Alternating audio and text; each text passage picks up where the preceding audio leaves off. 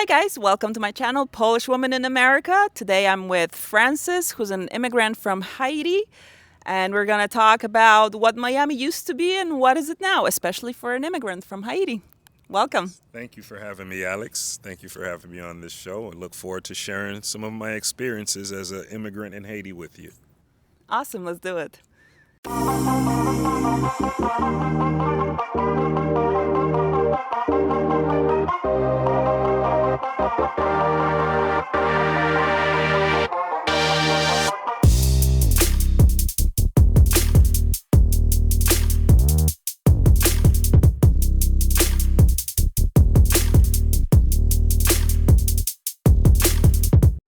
So I met you at this course about publishing your own book because you're also writing your own book. Yes.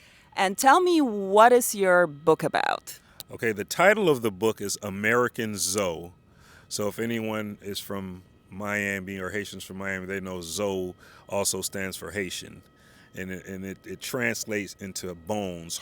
Zoe means bones. So hard bones, that was a term that the Haitians picked up in the 80s when a lot of bullying was going on in South Florida, in Miami in particular. Being a Haitian immigrant in the 80s here in South Florida was treacherous. Besides having to learn a new culture and pick up on some of the trends here in South Florida, we had to defend ourselves from discrimination, not just from other groups, but from our own, from African Americans. Uh, they were the leaders of the bullying, and I know this doesn't may not sit well, but it was true, and for any African American who grew up in that time, if they are real with themselves, they will agree with what I'm saying. So the book is my experience as a Haitian growing up in Miami, dealing with the bullying, dealing with some identity issues, because another thing that happened during that time is a lot of Haitians, like myself, and I'm ashamed to say it now, we hid our identity because we did not want to be bullied. We did not want to go through some of the violence that was occurring during that time. What were you bullied about? About being an immigrant, about being a black immigrant, about coming from a country that has actually a very interesting history Independence of and independence and resilience. slavery. Yeah. Yes. So, yes, it was bullying because we were different. We were from another country. We were called names like cat eaters, Haitians eat, and this was from blacks, not, so when I heard this Trump thing and this stuff in Ohio, I said we went through this in the 80s. It was nothing new, but it was coming from black people.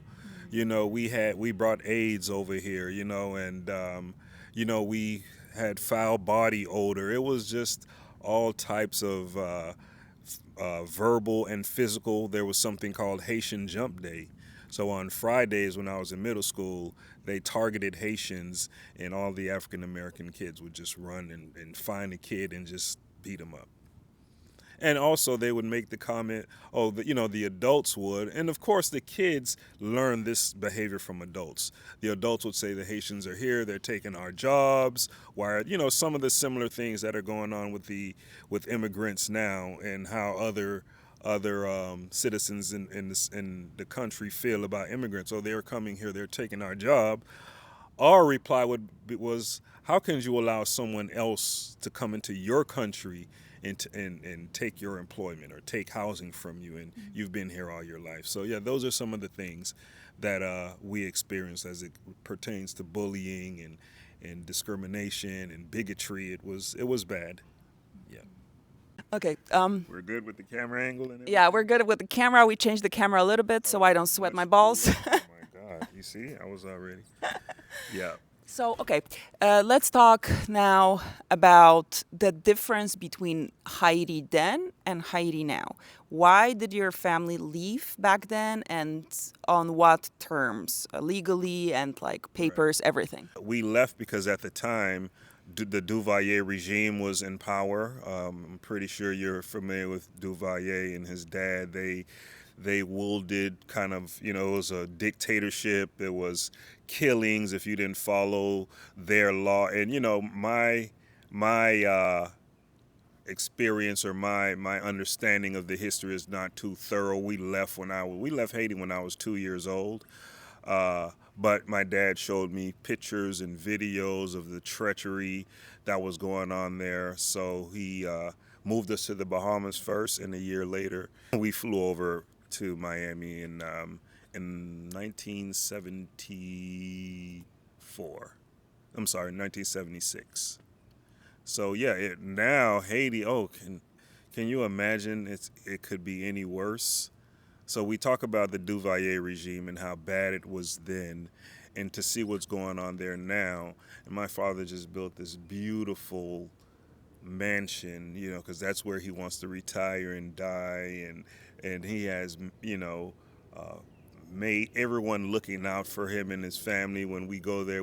But you can't go there. It's like he built this place, and now no one can even enter without threat of being kidnapped. My uncle was kidnapped and was held for bounty $300,000. I mean, the gangs are running the country, and sometimes I sit back and I'm like, you hear this guy Barbecue who just got convicted by the U.S. for all the things that he's doing over there, but sometimes those gang leaders are actually fighting for what's real in that country because the politics is so corrupt, the government is so corrupt. So unfortunately, it's these gang members, they call them now, who are anti-government, and now the U.S. is after them because let's be honest, does the U.S. really want Haiti to succeed? You have to think about that. Do many of these other countries want Haiti to actually succeed? Because we've been going through this administration after administration after administration, and this country has progressively gotten worse. Earthquakes, you have organizations like Red Cross, who and I love the Clintons, but you hear of the stories of how they used Haiti during those times for personal gain. So as a Haitian, someone who was born in that country, you feel like this is a country full of resources. They're beautiful. Cap Haitien is a beautiful part of the country, but it seems like that's a country that other regions have more influence, who could help who could help Haiti, kind of just take. They just take. They just take. And we're a vulnerable country because of the lack of education, the lack of resources, economy, and let's just say it, a corrupt government. I mean, again, administration after administration after, and we have to take some ownership to what's going on there too. We have to be Americans, you mean? yes, what's going on in that country. We're basically their neighbors. We're not that far away. The Haitians that come here legally kind of helped South Florida become what it is today, a melting pot of diverse culture, music, food. Miami wouldn't be Miami if it wasn't for Haitians. So eventually, after you get bullied so much as a group, you revolt. So the revolution happened in the late 80s, early 90s, where the Haitians just was sick of it, and they just turned on anyone. So they formed a gang called Zopound, and there's so many different stories about who founded it, how it got founded, the reason Zopound. So Zo, again, the bone, pound being group. So Zopound got started, and they terrorized, some of these same kids that were bullying them. But what started off as something progressive, something good, something revolutionary turned into violence, drugs. They became a typical gang in America, where they were, you could read the stories, kidnapping people, robbing boats. So what started off as something that was great turned into a gang. Some people said it was unity that brought us together, and everybody wanted to be a part of Zopound. But when it shifted towards more violence, more self gratification, then it turned into something totally different. And what's interesting also, when I went away to college, before I said nobody wanted to say they were Haitian. If you could get away with it, you said you were from the Bahamas. You said, oh, my family's not Haitian, just so you won't. But when I came back from college, everyone wanted to be Haitian. It was the cool thing to be a Zoe because they stood for something, and we wore the red and the blue proudly. So now what was a shame, being a Zoe was like a stamp of pride, a stamp of what we stood for. And it was good to see that. Haitian Flag Day became this humongous event. The last Thursday or Friday in May was Haitian Flag Day, and in May is Haitian Heritage Month, and there was so much pride, specifically here in South Florida. I know there are other areas in this country: New York, Boston, Louisiana, Chicago, who has a nice, a nice population of Haitian. But South Florida, I think we took it to another level as it pertained to Haitian pride. Yeah. So that was your turning point from pretending you're not from Haiti to taking it back? Yeah, it's when you say it, it just sounds so hard. It sounds bad because I was that guy. I was that guy, and I talk about it in my book, American Zoe. You lose your identity because coming here so early on in my life, I never really, we never spoke Creole unless it was in the home. My friends were African American, and I played football, so everything I picked up on the culture real quick because I was, I went to school here in the American school, so folks really didn't know if, of course, my name, Francis Francois, was a dead giveaway, but based on my mannerisms and who I hung, it would be hard pressed to tell that, oh, that kid is Haitian. Plus, I was great at sports, and that was a thing that brought you together, and yeah, so I kind of didn't have to say I wasn't Haitian for those who didn't know, because that was painful. But yes, when I came back, it was like cool. It was like cool. Oh yeah, so the girls. Oh, everybody wanted a Haitian man now. You know what I mean? Where before they detested us. You know what I mean? So it was again. It's still shameful to hear. Oh, now that we're good, you want to come over and. It was hard. My family, my cousins, they would all, oh, you don't think you're Haitian, or you act like this, you act like that, which was again to hear it now they were right. I remember one time in elementary school. I wrote about this in my book. And Francesca, if you're listening, I apologize. She never responded to my request to interview her because I remember her them picking a group of kids picking on some Haitian kids, some newly found immigrants who just came over, and Francesca was, she was like their protector. She was here for a while, but she protected them from any type of bullying. And they were talking about, these group of kids were talking about the kids, and I was with the other group of kids, not saying anything, and she was like, he's Haitian, right? And she pointed to the kids and told them, and I just turned my head and I just walked away from the conversation. So ah, I can't believe that. You know what I mean? But Sold you out. I sold myself out. I Yeah. sold myself out. She didn't sell me out. There is a part in the book where I have apologies to Francesca because I just wanted to apologize. As an elementary school student who could have taken a larger role in leadership, and even my leadership when I look at myself today, I think back in those days when I didn't stand up for who I was. So identity is a huge part of that book because you lose yourself, and I lost myself. Understanding my history, like I said, what Haiti really stands for. The first independent black nation defeated a powerful nation in France, and the unity, the strength, the resiliency, the hard work ethic that we learned in that country. And I came to America and I became Americanized. Yeah. Well, I'll do a little bit of psychology. You got to think with your brain back then. You had your motivation. Your motivation was fear. Like you couldn't hide the fact that you were black, but you could have hidden the fact that you were Haitian. So you were trying literally to survive in a very angry and determined environment to squeeze you down, like to make you smaller. You just were, I think you were just protecting yourself. If you, like now you know more, now you're more aware, smarter, more life experience. So now you look at it different way than then. With your brain then, you were just trying to survive. I guess you could look at it that way, but I saw other kids who stood and took the beat downs. They had, I saw one kid, and I say this is what turned everything around. I saw a group of kids, and Luckner Joseph, he was one of my friends, Haitian kid, very cool kid, never bothered anybody.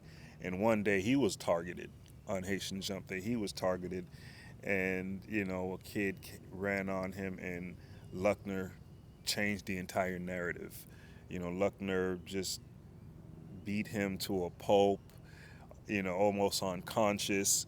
And we were so proud of this guy, you know what I mean? The other kid, he walked away, you know what I mean? So I felt that was the start of a revolution for Haitian guys. And unfortunately, I came back when I came back from college, some of the same kids, and he was one of them, ended up being a murderer, and he's actually serving life in prison right now. And I say it all started from us having to defend ourselves, and like you said, it's fear, but some individuals stood up, you know what I mean, but it made them hard and made their hearts, cold, and they ended up being killers. And there's a lot of my friends, my cousins, my family members who took that route. My parents were very strict, even though we hung around and we had family members who took the Zopound route. They were all about education. We feared my parents more than we feared any gang, retribution. My parents kept us in line. So thank you, mom and dad. What would you like people unaware about the history of your country or Miami for that matter? What would you like them to know about the life experience of Haitians here and of the influence of Haiti on Miami? Like, what? How would you? Well, I'll say this, and I will answer your question, but there's still an issue here with African Americans and Haitians.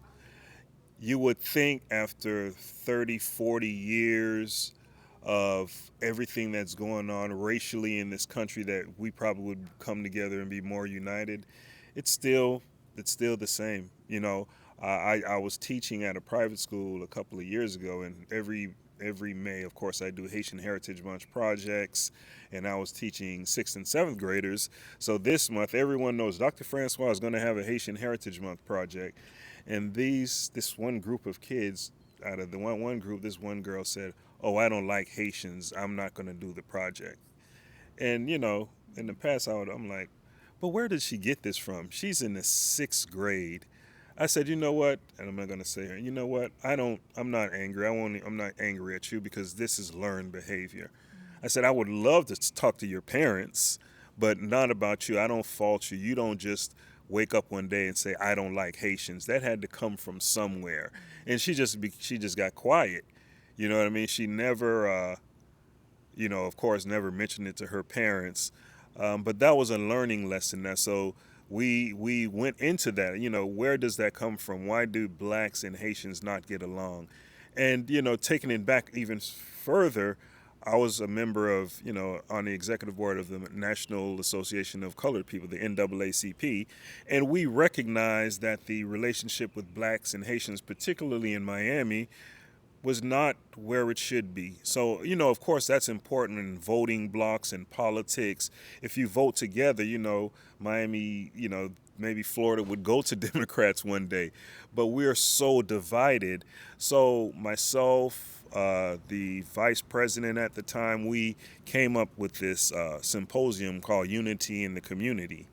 And we brought together Haitians and African Americans. Let's address the elephant in the room.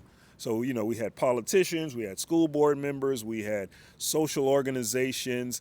It was at the Little Haiti Cultural Arts Center, and it was a packed space. It was moderated by, now senators, and, I felt it was too nice. It was not authentic. The questions and the people he had up there weren't even folks who experienced what I experienced here in South Florida. And again, that's part of me not stepping up and making this what I wanted to make it. Of course, I don't want controversy, but these are some real tough times, which calls for, let's tough conversations.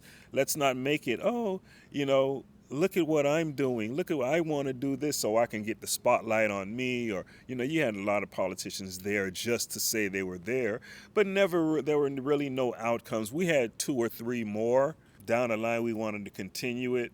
But when I look back, and it's in my book, nothing really came out of that. I spoke with one guy. He's an advocate, a community advocate. I really respect this guy. He ran for office a few years back, and we talked about it. And he was one of the panelists, and he was like, "You're right. Nothing came out of that." And he still feels this divide between those communities. So what I would love for individuals here in South Florida, particularly to take from this interview, is we still have so much work to do, and that we can make such a difference in the state of Florida, in South Florida, for our youth, because Haiti is a representative of what's possible, not what's going on right now, but overcoming, some of the trials and tribulations and the torturous conditions. Unfortunately, they're back where they were before, but it is a possibility. It's been done before. And not just for South Florida, but the entire country. With all the hate that's going on now, with the division, with the racism, if you come together, and our motto in Haiti is La Union fait la force, which means there's strength in unity. And I would just wish that we could all understand that there's strength in numbers. United we stand, divided we fall. And we are such a divided community here in South Florida. In the whole states we are In right the now. whole states, yes. And when we were growing up, when I worked for the Chamber, that was one of the great things. The Chamber of Commerce and the Miami Convention and Visitors Bureau used to tout our diversity. Greater Miami Chamber and the Greater Miami Convention and Visitors Bureau used to promote the diversity here in South Florida as a reason to come vacation or move here. We're diverse. We have people but it was also one of the negatives because it divided, and even just in the Hispanic groups, you have maybe 12 different types of Hispanics, and they were divided. Blacks were divided. We feel a certain group gets this. Cubans for a long time, and even today, were hated because we felt they got treated a certain way here in Miami. So even though we're diverse, it also brings about division, brings about hate, brings about envy. Yeah. So our diversity has its pros and its cons.